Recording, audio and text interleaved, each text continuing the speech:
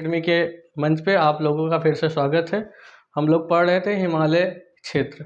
हिमालय क्षेत्र में अब हम लोग देखेंगे बृहद हिमालय क्षेत्र। आगे तक हम लोगों ने ट्रांस हिमालय क्षेत्र और हिमालय के परिचय देख लिया है, तो आज हम लोग देखेंगे बृहद हिमालय क्षेत्र, लघु हिमालय क्षेत्र और शिवालिक हिमालय क्षेत्र। तो लघु हिमालय का विस्तार कहाँ से कहाँ तक है? लघु हिमालय का विस्तार वर्तमान लद्दाख के नंगा पर्वत से, लद्दाख क्षेत्र में पड़ता है नंगा पर्वत से लेकर और अरुणाचल प्रदेश के उत्तर में अवस्थित तिब्बत के नामचा बरवा तक। कहाँ से कहाँ तक इसका विस्तार है बृहद हिमालय का? नंगा पर्वत कहाँ पे अवस्थित है? लद्दाख, वर्तमान लद्दाख में। पुरानी किताबों में कहाँ दिया होगा? पुरानी किताबों में दिया होगा जम्मू कश्मीर, लेकिन अभी लद्दाख और जम्मू कश्मीर नाम के दो केंद्रशासित प्रदेश बन गए। तो नंगा पर्वत की अवस्थिति कहाँ पे है? लद्दाख में। और लद्दाख से होते हुए ये वो जम्मू कश्मीर, उसके बाद हिमाचल प्रदेश, आउटलाइन मैप आप लोग निकाल लीजिए और एटलस भी।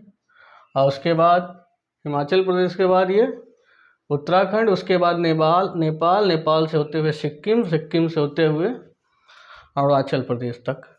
अरुणाचल प्रदेश के उत्तर में अवस्थित तिब्बत में नामचा पर्वत है, नामचा पर्वत तक इसका विस्तार है। तो ये हम लोग देख लिए बृहद हिमालय का विस्तार। अब बृहद हिमालय के विभिन्न चोटियों को देखेंगे हम लोग।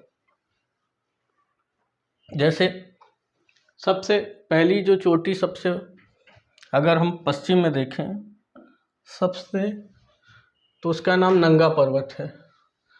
नंगा पर्वत जो है वो कहाँ पर अभी अवस्थित है, ये याद रखना है आप लोगों को। और ये भारत की दूसरी सबसे ऊंची चोटी है। यहाँ पर हाईएस्ट होना चाहिए, ना कि largest, highest. Second highest peak in India in बृहद हिमालय। हम लोग एक कंफ्यूजन आप लोग दूर रखना है कि भारत की सबसे ऊंची पर्वत चोटी कौन सी है बताइए। पिछली क्लास में बताया है K2 गार्डविन ऑस्टिन, जो कहाँ पे है? ट्रांस हिमालय में। एक एक शब्द को गौर से सुनना है आप लोग को।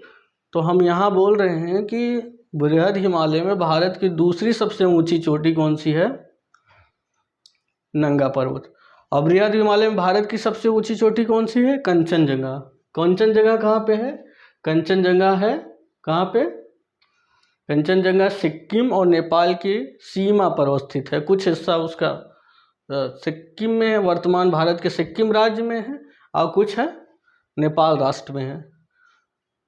और ये भारत में सबसे ऊंची चोटी है बृहद हिमालय की। एक एक वर्ड याद रखना है। बृहद हिमालय में भारत की सबसे ऊंची चोटी कौन सी है?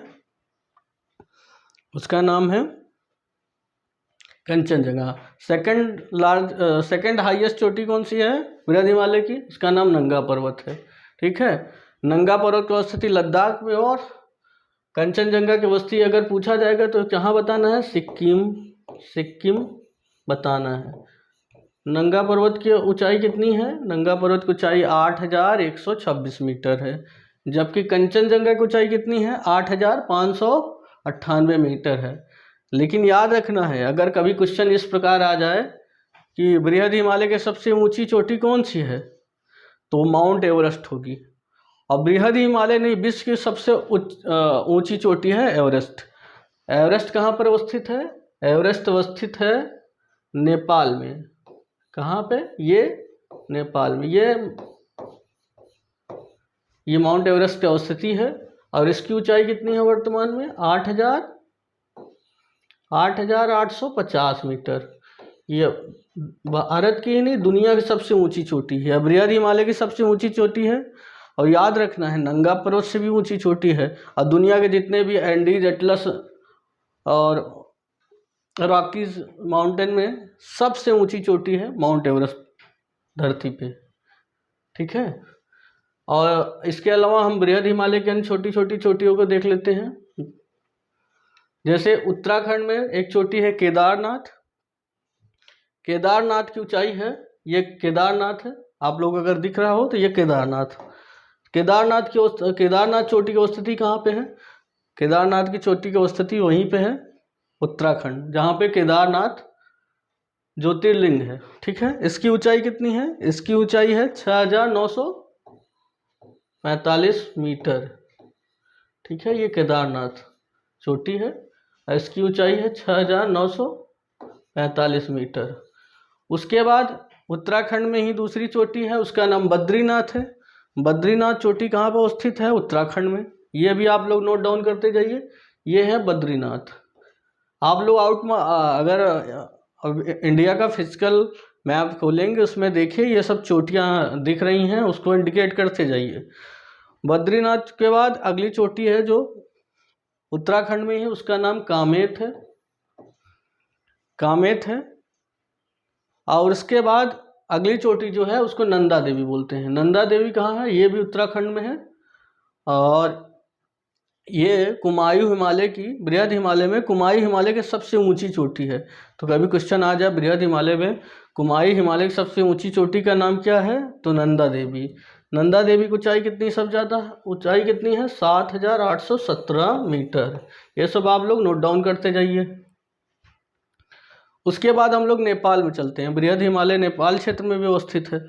नेपाल में जो अवस्थित है सबसे पहले जिसका नाम है ये धौलागिरी है, फिर अन्नपूर्णा है, फिर ये है माउंट एवरेस्ट है, ये मकालू है, इसका नाम मकालू है। और भारत और नेपाल की सीमा पर स्थित है जो कंचनजंगा, उसके बारे में हम लोग चर्चा कर ही चुके। अच्छा, इसको क्रम लगाने का आता है, क्रम आप लोग को याद रखना है। धौलागिरी का जो ऊंचाई है, धौलागिरी की ऊंचाई जो है 8100 कितना है? 172 मीटर। आप लोग को याद रखना है 8172 मीटर धौलागिरी की है।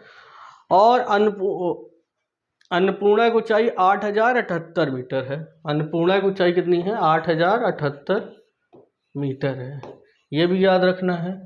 माउंट एवरेस्ट की ऊंचाई आप लोग पता ही है 8850 मीटर। उसके बाद मकालू आता है। देखिए माउंट एवरेस्ट मकालू क्वेश्चन में आ चुका है, तो इसलिए आपको क्रम याद रखना है, उत्तर से दक्षिण, पूरब से पश्चिम। आप लोग इमेज में आउटलाइन मैप में देखिए, वो एटलस में देखिए, आउटलाइन मैप में उसे इंडिकेट करिए।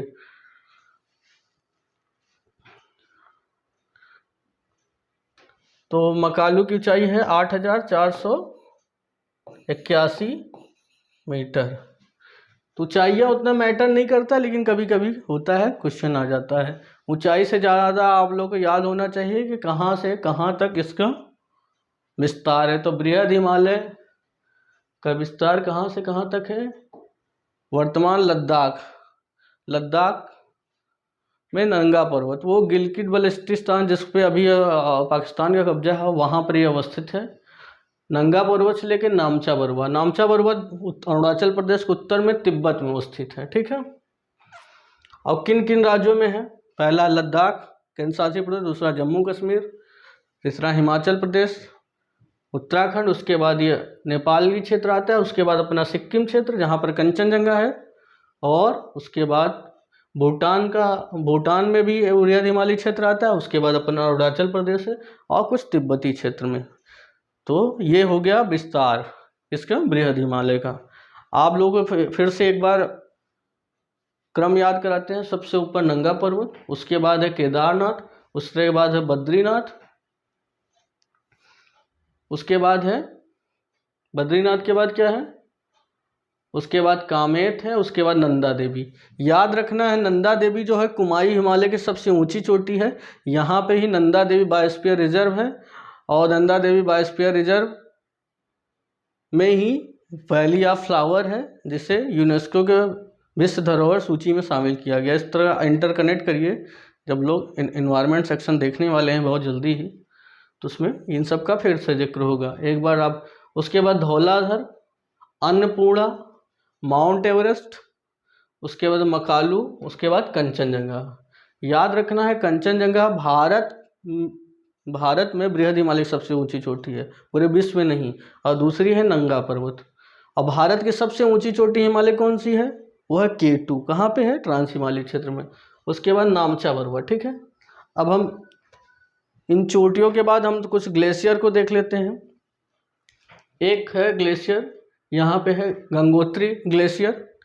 गंगोत्री ग्लेशियर के गोमुख से गंगा निकलती है, तो ये अवस्थित उत्तराखंड में है, उसको नोट डाउन करिए। उसके बाद पिंडार ग्लेशियर याद रख लीजिए, ये भी उत्तराखंड में है। उसके अलावा छोटे मोटे और ढेर सारे ग्लेशियर हैं, वो उतने महत्वपूर्ण नहीं है। अगर आप देखना चाहें तो आउटलाइन मैप में थोड़े थोड़े शायद दिए हों, वैसे ज़्यादा बेहतरीन तरीके से तो दिए नहीं हैं, मैंने देखा है। आउटलाइन मैप आप लोग इंडिकेट करती जाए जितने सारे ये अवस्थिति के बिंदु हम बताते जा रहे हैं। अब हम लोग देखते हैं बृहद हिमालय क्षेत्र की कुछ विशेषताओं को देखते हैं। बृहद हिमालय क्षेत्र के सबसे ऊंचे पर्वतीय भागों को सेंट्रल क्रिस्टलाइन एक्सिस बोलते हैं। क्या बोलते हैं? Central crystalline axis. ठीक है, सबसे ऊंचे पर्वतीय भागों को क्या बोलते हैं? Central crystalline axis. ये याद रखना है, कभी कभी क्वेश्चन पूछ लेता है सेंट्रल क्रिस्टलाइन एक्सिस किसे बोलते हैं। उसके बाद हम बृहद हिमालय के प्रमुख दर्रों को देखेंगे, हम लोग क्रम से देखेंगे। बुर्जिला दर्रा जो है, याद रखना है ला माने दर्रा होता है। यहाँ पे जब भी ला शब्द होता बात हो तो यह तिब्बती भाषा में से क्या बोलते हैं? ला माने दर्रा। ठीक है, बुर्जिला दर्रा जो है कहाँ पे है? वर्तमान लद्दाख में है। ये भी याद रखना है कौन सी चीज़ें कहाँ पे हैं, इंडिकेट करते जा रहा हूँ मैं। बुर्जिला कहाँ पे है? वर्तमान लद्दाख है। पुरानी किताबों में कहाँ लिखा होगा? जम्मू कश्मीर। आप लोगों को अपडेट रहना है, ठीक है। और ये गिलगिट को श्रीनगर से जोड़ने वाला ये एक प्रमुख भौगोलिक संरचना है, ठीक है। अगला दर्रा है जोजिला दर्रा। जोजिला दर्रा कहाँ पे है वर्तमान में? जोजिला दर्रा है वर्तमान जम्मू कश्मीर और लद्दाख के बॉर्डर पे, जो कारगिल स्थान है वहाँ पे है। ये कारगिल जो जिला है वहाँ, कारगिल जिला और के एकदम बिल्कुल पास में है। कारगिल जिला वर्तमान लद्दाख में है, लेकिन जोजिला दर्रा का अगर अवस्थिति देखेंगे तो दोनों के बॉर्डर पे ये श्रीनगर को लेह से जोड़ता है, ठीक है। जोजिला दर्रा याद रखना है।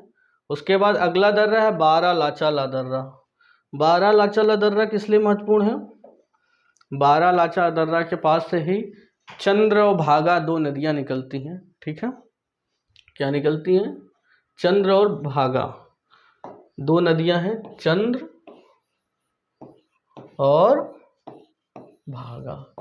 इस दर्रे के दोनों तरफ से दो नदियां, जब यही नदियां मिल जाती हैं तो हिमाचल प्रदेश में, और यह हिमाचल प्रदेश में स्थित है, इसी को संयुक्त रूप से क्या बोल देते हैं? चंद्रभागा नदी।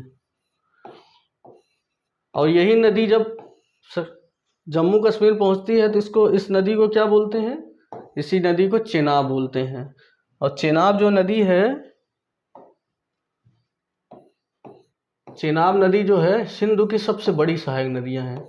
सारी अन्य सहायक नदियां हैं, सतलुज हो गई, ब्यास हो गई, रावी हो गई, झेलम हो गई, सब चेनाब में मिलती हैं। डायरेक्टली कोई भी नहीं मिलती है। जब लोग हम सिंधु का अपवाह क्षेत्र देखेंगे तो हम लोग देखेंगे, ठीक है, चेनाब नदी। तो याद रखना है बारालाचा दर्रा कहाँ पे है? हिमाचल प्रदेश में है, ठीक है। और बारालाचा दर्रा हिमाचल प्रदेश में, जिसमें चंद्र और भागा नामक दो नदियाँ निकलती हैं, जो आपस में मिल जाने के बाद चंद्रभागा कहलाती हैं हिमाचल प्रदेश में। और जब जम्मू कश्मीर में इन्हीं को क्या बोलते हैं? क्या बोलते हैं? चिनाब। चिनाब किसकी सहायक नदी है? सिंधु की। अच्छे से आप लोग नोट डाउन करते जाइए। अगला है शिव किला। शिव किला कहाँ पे है? ये हिमाचल प्रदेश में, ठीक है। अच्छा, ये पूर्णतः भारत में है, ठीक है, बारालाचा। और शिवकिला दर्रा किसको किसको जोड़ता है? शिवकिला दर्रा जोड़ता है तिब्बत से हिमाचल प्रदेश को, के बॉर्डर एरिया को जोड़ता है तिब्बत। अगर आप तिब्बत जाना चाहते हैं तो इस दर्रे को पार करके जा सकते हैं। पर्वतीय क्षेत्रों में दर्रों का बहुत महत्व है। क्यों? क्योंकि पर्वत इतने ऊंचे ऊंचे होते हैं। अगर एक पर्वत चढ़ाई करके फिर उतर के फिर पार करके जाया जाए तो सामान्य एक व्यक्ति के लिए ये संभव नहीं है। इसलिए दर्रे जो होते हैं दो भौगोलिक क्षेत्रों को कनेक्टिविटी का मार्ग प्रदान करते हैं। और शिपकिला दर्रा से कौन सा नदी प्रवेश करती है भारत में? ये क्वेश्चन कई बार आ चुका है। शिपकिला दर्रे से कौन सी नदी प्रवेश करती है भारत में? तो ये सतलज नदी है। सतलज नदी जो है किसकी सहायक नदी है? सतलज ससिंधु की सहायक नदी है। और ये कहाँ कहाँ से बहती है, किन किन राज्यों से, इन पे कौन कौन से बैराज हैं, ये सब लोग हम अपवाह क्षेत्र जब देखेंगे, बहुत जल्दी करने वाले, उसको देखेंगे। तो शिपकिला दर्रे से सतलज नदी का प्रवेश होता है जो सिंधु की सहायक नदी है। ठीक है। अगला दर्रा है नीति पास। उत्तराखंड में अवस्थित है नीति पास। ठीक है। और ये उत्तराखंड के बॉर्डर, उत्तराखंड में अवस्थित है। और ये किसको किसको जोड़ता है? तिब्बत। अगर आपको जाना है तिब्बत के लिए मार्ग प्रदान करता है। किसके रास्ते? उत्तराखंड के रास्ते। ठीक है। किसके रास्ते? उत्तराखंड के रास्ते। ठीक है। तो कह सकते हैं उत्तराखंड को तिब्बत से जोड़ने का ये मार्ग प्रदान कर। अगली बात है, अगला जो पास है उसका नाम क्या है? माणा पास। माणा पास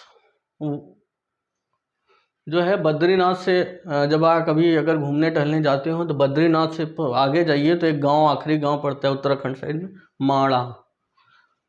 उसी के 40 या 30 किलोमीटर के बाद तिब्बत अर्थात चीन का उसको कब्जा कर लिया है तिब्बत को बचपन से। तो उसका एक राज्य तिब्बत है। हम तो नहीं मानते उसको चीन का हिस्सा, क्योंकि वह अवैध रूप से कब्जा किया हुआ है।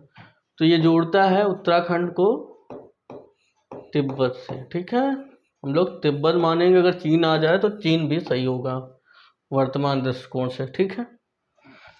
तो ये माणा गांव जो बद्री धाम के पास में है, यहाँ पे माणा गांव के संदर्भ में एक लोकोक्ति है कि ये वही मणिरत्नपुरम इसका प्राचीन नाम था, वही स्थान है जहाँ पर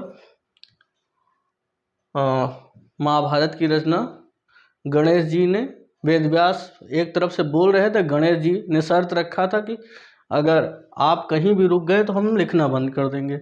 तो वहाँ पर दो गुफाएं हैं, गणेश गुफा और वेदव्यास गुफा। एक गुफा से वो बोल रहे थे और दूसरी गुफा से वो लिख रहे थे।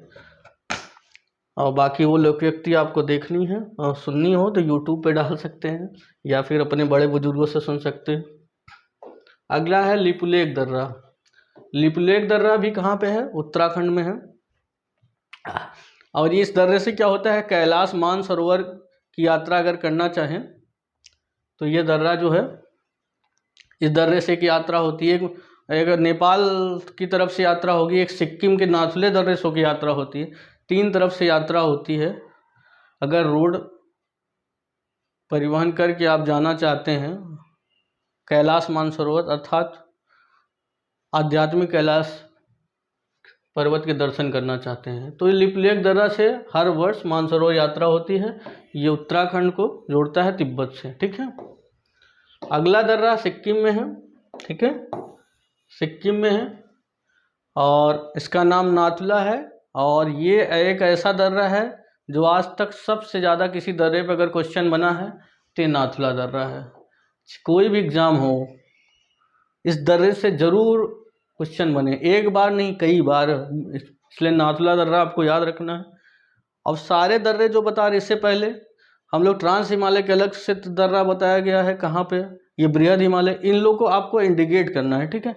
नाथुला दर्रा सिक्किम में है। ये सिक्किम की राजधानी गंगटोक को और तिब्बत की राजधानी लासा से जोड़ने के लिए मार्ग प्रदान करता है। ठीक है। किसको जोड़ता है? गंगटोक को ल्हासा से।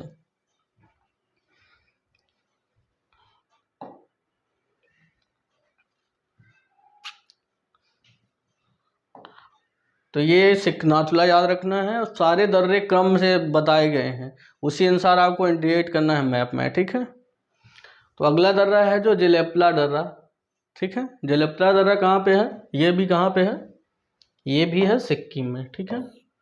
कहाँ पे है, सिक्किम में। देखिए इस दर्रे के संबंध में थोड़ा सा भूगोलवेत्ताओं में विवाद है। कुछ लोग कहते हैं कि यह गंगटोक को जोड़ता है थिम्पू से। थिम्पू किसकी राजधानी है, थिम्पू किसकी राजधानी है बताइए आप लोग। थिम्पू राजधानी है भूटान की। किसकी राजधानी है, भूटान की। पहली मान्यता तो ये है। हालांकि और दूसरी मान्यता है कि गंगटोक को जोड़ता है ल्हासा से।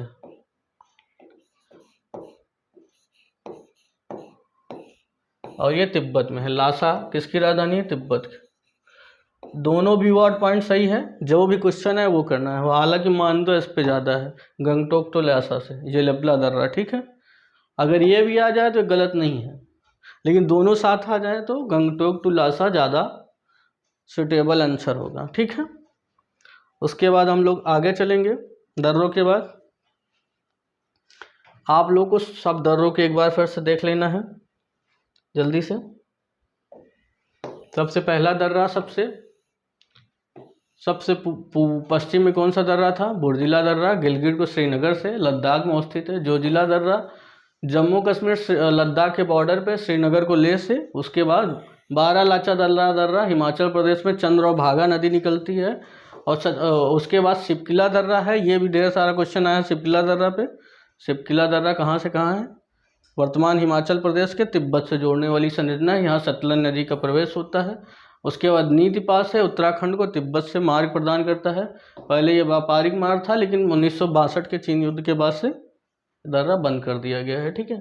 माणा पास उत्तराखंड में है, जो बद्रीनाथ के आगे आखिरी गांव है। माणा मणिरत्नपुरम, जिसका आध्यात्मिक पुराणों में नाम है, वहाँ से उसके आगे 30 किलोमीटर है, उत्तराखंड को तिब्बत से जोड़ता है। उसके बाद लिपुलेख दर्रा, ये भी उत्तराखंड में है, यहाँ से मानसरोवर की यात्रा होती है और ये भी उत्तराखंड को तिब्बत से जोड़ने का कार्य। नाथुला दर्रा सबसे फेमस दर्रा है, सबसे ज़्यादा क्वेश्चन सिक्किम में अवस्थित है और ये गंगटोक अर्थात सिक्किम की राजधानी को ल्हासा अर्थात तिब्बत की राजधानी से जोड़ने का काम करता है। उसके बाद जेलेपला दर्रा है, जो कहाँ पे है, सिक्किम में है। और आप लोग को ये इसमें संबंध में दो वो हैं मान्यताएं। पहला है गंगटोक को थिम्पू से और गंगटोक को ल्हासा से।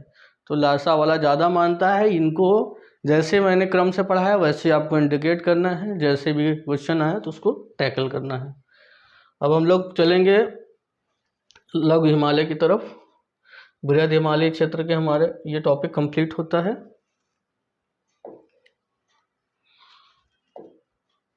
और आप लोग को PDF प्रोवाइड करा दिया जाएगा, आप लोग उसको देख के रिवीजन भी कर सकते हैं। और जैसे जैसे पढ़ा है इसको आप लोग क्या कर सकते हैं, इंडिकेट करते जाइए आउटलाइन मैप में। आउटलाइन मैप में इंडिकेट नहीं करेंगे तो एग्ज़ाम टाइम में रिवीजन कहाँ से करेंगे। अब revision is the key of success. आप लोग रिवीजन का महत्व पढ़ाई से कई गुना ज़्यादा है। पढ़ते तो बहुत हैं और रिवीजन नहीं करते।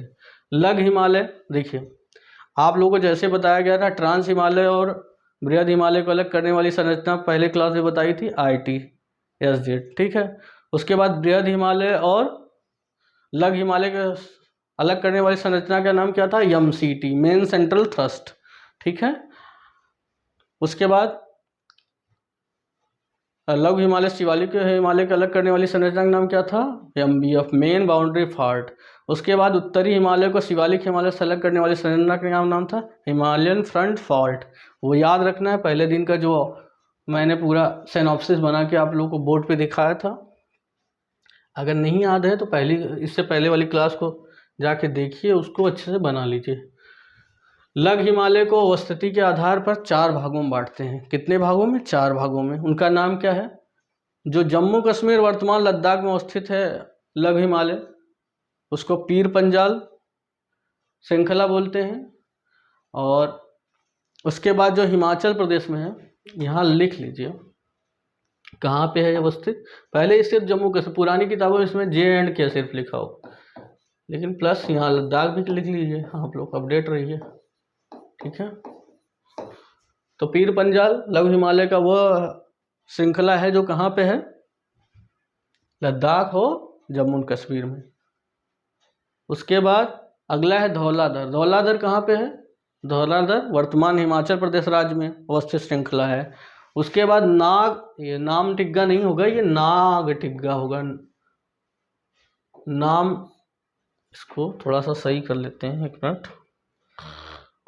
आप लोगों को अगर समझने में दिक्कत हो रही हो तो अपनी समस्याओं को पूछते रहिएगा बीच बीच में, ठीक है। तो यहाँ पे हाँ, नाम टिब्बा न हो के नाग टिब्बा होगा, इसको संशोधन कर लीजिए, मैं यहाँ लिख भी दे रहा हूँ नाग, ओ सॉरी, ये क्या होगा, नाग टिब्बा, ठीक है। नाग टिब्बा कहाँ अवस्थित है, नाग टिब्बा वर्तमान उत्तराखंड राज्य में अवस्थित है और यह लघु हिमालय की श्रृंखला है, ठीक है।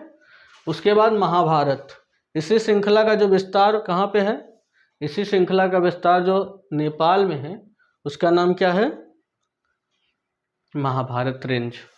तो अच्छे से याद रखना है, ठीक है।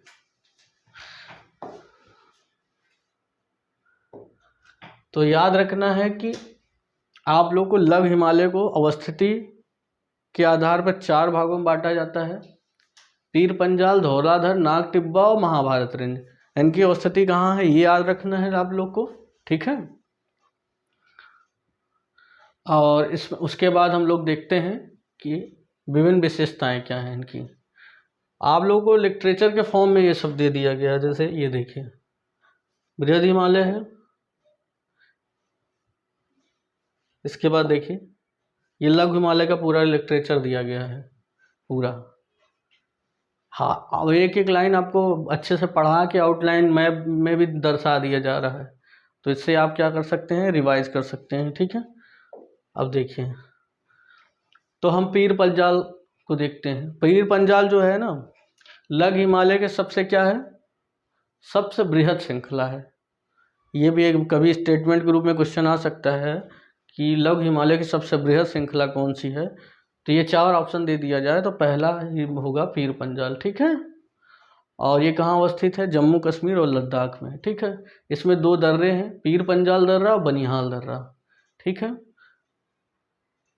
बनिहाल दर्रा किसके लिए फेमस है, यहाँ पे जवाहर सुरंग है, ठीक है। जवाहर सुरंग विश्व प्रसिद्ध जवाहर सुरंग है, जो किसको जोड़ती है, याद रखिए, जम्मू को श्रीनगर से, जम्मू से श्रीनगर से को जोड़ने वाली ये बनिहाल दर्रा एक भौगोलिक संरचना है जिसे कृत्रिम रूप से जवाहर, इसी में एक सुरंग बनाएगी जिसका नाम जवाहर सुरंग है। ये क्वेश्चन भी पूछा जवाहर सुरंग कहाँ अवस्थित है, तो वर्तमान जम्मू कश्मीर में, और बनिहाल दर्रे भौगोलिक रूप से पूछा तो बनिहाल दर्रा। और पीर पंजाल दर्रा भी किसको जोड़ता है, ये भी जम्मू को कश्मीर घाटी से जोड़ता है। या तो अगर श्रीनगर भी आ जाए तो कोई नहीं, क्योंकि श्रीनगर कश्मीर घाटी में ही तो अवस्थित है, ठीक है। उसके बाद धौलाधर पे आते हैं।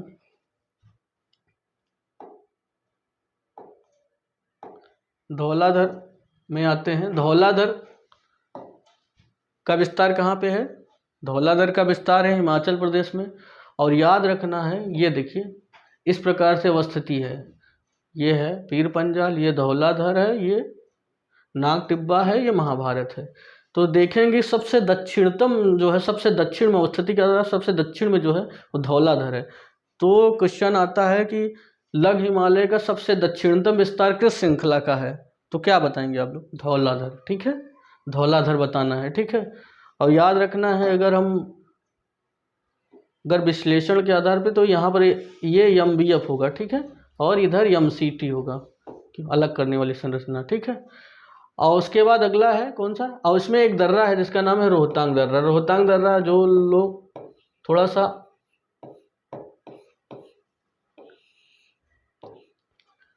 टूरिज्म विश्वास करते हैं वो लोग बर्फ देखने रोहतांग दर्रे के पास में जाते हैं।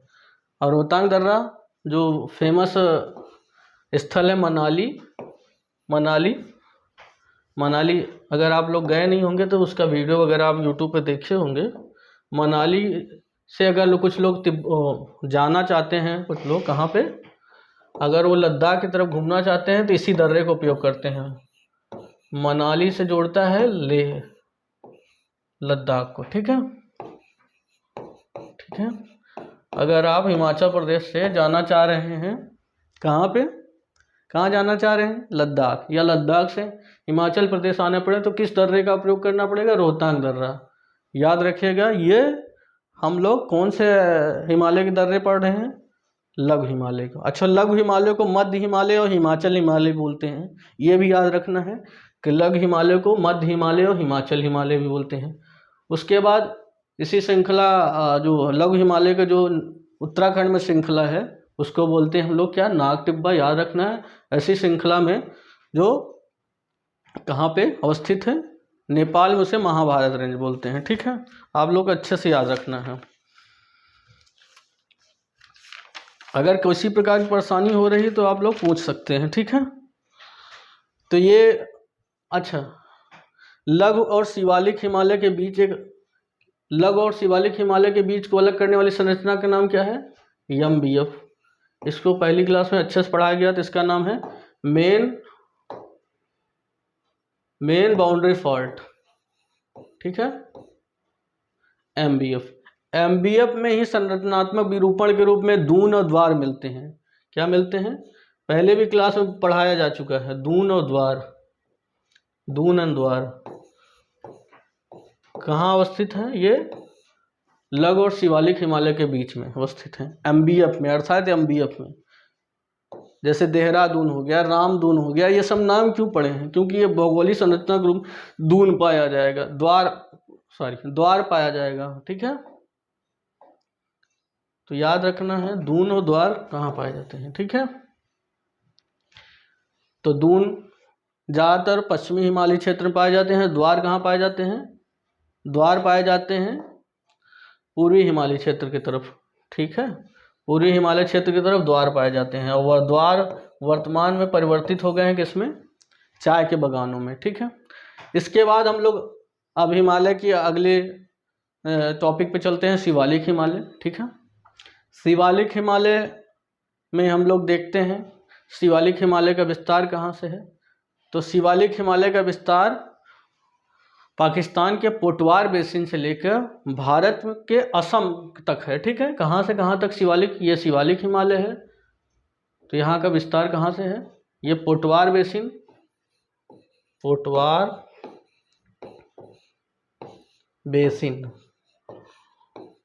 बेसिन जो वर्तमान पाकिस्तान में अवस्थित है, ठीक है।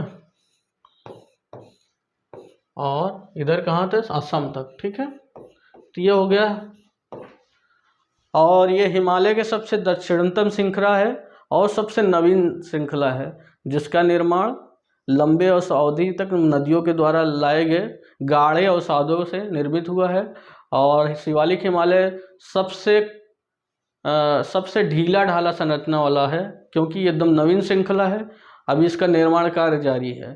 तो यहाँ पर चोटियाँ जो पाई जाती हैं काफ़ी कम ऊंचाई पे और काफ़ी कम पकड़ के साथ, इसमें पेड़ पौधे जो होते हैं वहाँ पर देखिए सबसे ज़्यादा भ्रंशन की क्रिया जो होती है तो किस क्षेत्र में होती है, इसी क्षेत्र में। और सबसे कम भ्रंशन क्रिया होती ट्रांस हिमालय क्षेत्र में, क्योंकि सबसे प्राचीनतम है श्रृंखला। और सबसे हिमालय क्षेत्र में सबसे ज़्यादा भ्रंशन की क्रिया कहाँ से होती है, भूस्खलन की क्रिया शिवालिक हिमालय क्षेत्र में, क्योंकि अभी इसका निर्माण जारी है और यह एक सतत प्रक्रिया है निर्माण की भौगोलिक परिक्षेत्र में, ठीक है। और शिवालिक हिमालय के बारे में जानते हैं हम लोग। देखिए यहाँ पर थोड़ा सा शिवालिक हिमालय टॉपिक डालना भूल गया है। शिवालिक यहाँ से चालू होता है, ठीक है। शिवालिक हिमालय का विस्तार पाकिस्तान के पोटवार बेसिन से असम के दिहांग गार्ज तक है, ठीक है। MBF शिवालिक हिमालय को लघु हिमालय और HFF Himalayan front fault Bharat के उत्तरी मैदान से अलग करने वाली संरचना है, अर्थात MBF से लेकर HFF तक किसका विस्तार है? शिवालिक हिमालय का, चौड़ाई के दृष्टिकोण से और लंबाई के दृष्टिकोण से पोटवार विंसेस से असम घाट तक। यह हिमालय के नवीनतम पर्वत श्रृंखला है, ठीक है, जिसकी उत्पत्ति हिमालय पर्वत से निकलने वाली नदियों द्वारा लाए गए अवसादों के निक्षेपण से हुआ है, ठीक है, इसलिए औसत ऊंचाई यहाँ पर कम है, ठीक है। तो ये था हम लोग का ट्रांस हिमालय, बृहद हिमालय, लघु हिमालय, लघु हिमालय को मध्य हिमालय या हिमाचल हिमालय बोलते हैं, किताबों में कई अलग दिया है। और उसके बाद शिवालिक हिमालय। हिमालय के जो अवस्थिति और संरचनात्मक दृष्टि से वर्गीकरण था उसका चारों टॉपिक यहाँ पर कंप्लीट होता है। अब हम आगे से देखिए, अवस्थिति के आधार पर जो है पूर्वोत्तर का जो हिमालय क्षेत्र है उसको हम अलग से देखेंगे, क्योंकि वहाँ की अपनी विशेषताएं अलग प्रकार की हैं। वहाँ पर वर्षा की मात्रा ज़्यादा होती है, वहाँ पर जो जनजातियाँ होती हैं उनके नामों पर वहाँ ढेर सारी श्रृंखलाएं हैं जिससे क्वेश्चन पूछे जाते हैं, ठीक है। तो हम लोग अगले टॉपिक में हम लोग पूर्वोत्तर के हिमालय क्षेत्र को अलग से देखेंगे, उसके बाद हम लोग देखेंगे हिमालय के प्रादेशिक विभाजन को, ठीक है। तो ये क्लास अभी यहीं पर हम लोग समाप्त करते हैं।